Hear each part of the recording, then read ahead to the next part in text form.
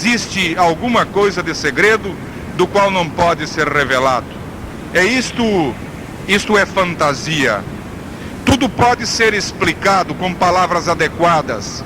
Jamais se chega com uma palavra direta para se usar o termo em africano.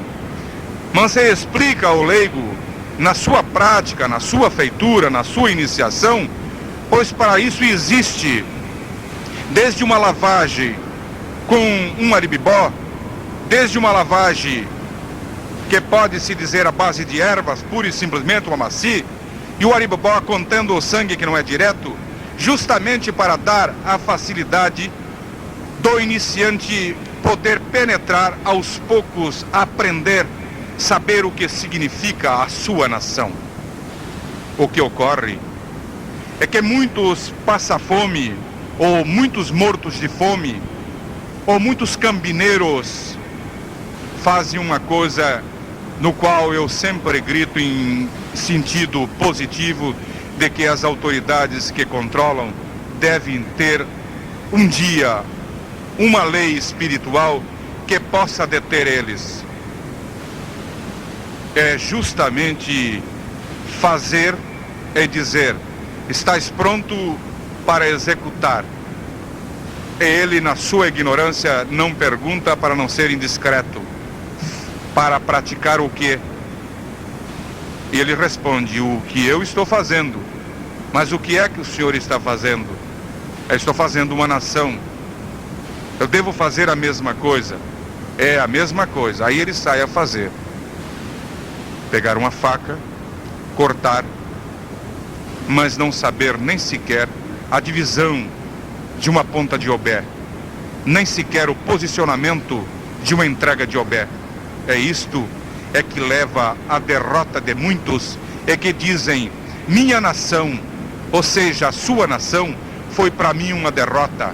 Eu me submeti a uma obrigação, tinha uma vida relativamente boa e hoje sou um elemento derrotado. Mas ele revolta-se com a nação, mas não com o elemento que deu justamente aquela arma que ele foi usar contra ele, e que não sabia o seu significado. É por isso então, desta tese apresentada, eu lanço um conselho. Penetre dentro dos nossos templos de nação, mas saibam o que lá dentro existe. E no Rio Grande do Sul eu lancei uma tese ao ar, um tema ao ar, do qual criou muita polêmica. Pergunte a seus pais de lei tudo o que se relaciona com a sua nação. Não deixe que o leigo ou o alheio venha explicar para o senhor. Não deixe uma pergunta sem resposta. Exija do seu babalorixá, já que ele se credenciou como tal, para que tenha condições de responder. E se ele não responder, o senhor pergunte a mim que eu lhe respondo. Isto criou uma polêmica. E esta polêmica, graças ao bom senso, terminou. Pois as pessoas que o interpretaram de posição diferente, hoje eles sabem que eu tinha razão. Porque o que eu não aceito dentro do meu elê, do elê da minha mãe, eu não aceito no elê de ninguém. O que eu não aceito em um filho meu, eu não aceito num filho de ninguém. E quando eu digo, não digo filho de santo, eu digo filho de lei. E quando eu digo pai de lei, uma lei de nação, do qual somos subordinados. Nesta tese, eu continuo afirmando: vamos perguntar, não importa se nós vamos ser indisciplinados, indiscretos, mas para perguntar é necessário que o senhor passe por uma preparação. É isto eu aconselho. Vamos fazer a nossa nação sabendo o que estamos fazendo. Não vamos fazer como o papagaio, que fala porque aprende pura e simplesmente ver falar. E assim nós teremos uma nação fortalecida desde lá, da Amazônia, de Brasília, não importa. ao Chuí, nós teremos uma só nação. A nação que, se quiserem dar um nome como nação brasileira, eu até aceito. Mas que estas entidades falem o português para todo mundo entender. Obrigado.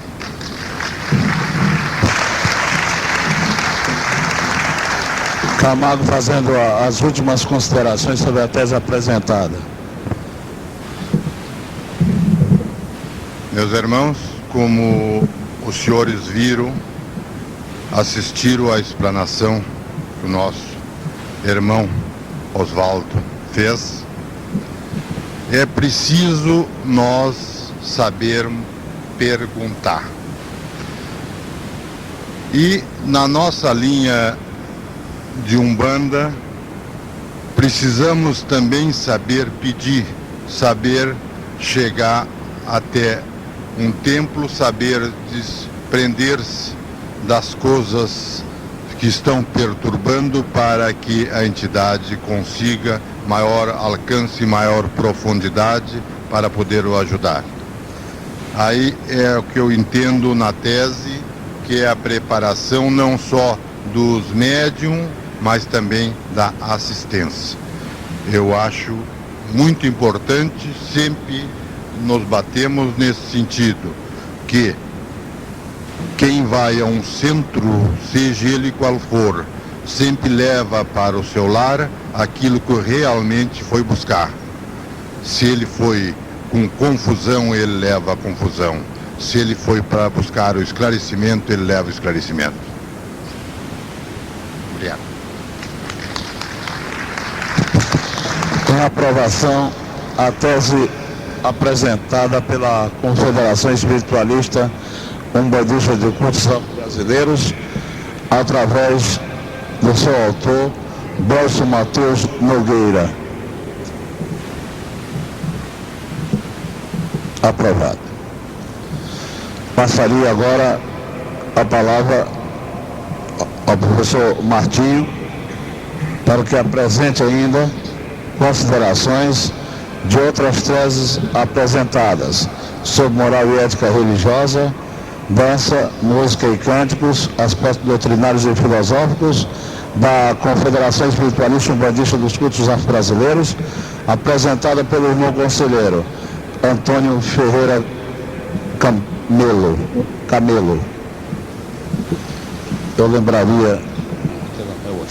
Eu lembraria o irmão que vamos obedecer a todos aquele período de debate para nós chegarmos até o final, porque tem muitas inscrições. Representando a Confederação Espírito Umbandista dos Cultos Afro-Brasileiros e do Supremo Conselho Sacerdotal de Umbanda do Estado de Minas Gerais, trago aqui para este conclave o que eles me mandaram representar. Meus irmãos e amigos do primeiro centenário catarinense de Umbanda, para aperfeiçoar dos senhores participantes nesta contribuição, meu raciocínio sobre dança, música, cânticos da Umbanda e nos cultos afro-brasileiros. Tá falando o quê? Eu falo assim mesmo, me escuta. Dança, ato de louvação. Por que dançar tantos umbandistas? Por que dançam tantos umbandistas? Inconformados, uns atiram-lhes o lábio e de talvez outros os sujastos. Atos encontram no grito do corpo da satisfação as manias excêntricas. Os praticantes de Umbanda dançam pela razão de que, em também uma forma de homenagear, louvar ao Senhor Olorum, enquanto curimbam, cantam. Motivos para certos caciques, filhos, entregando-se às possibilidades de a melhor servir à prática do culto. Quanto a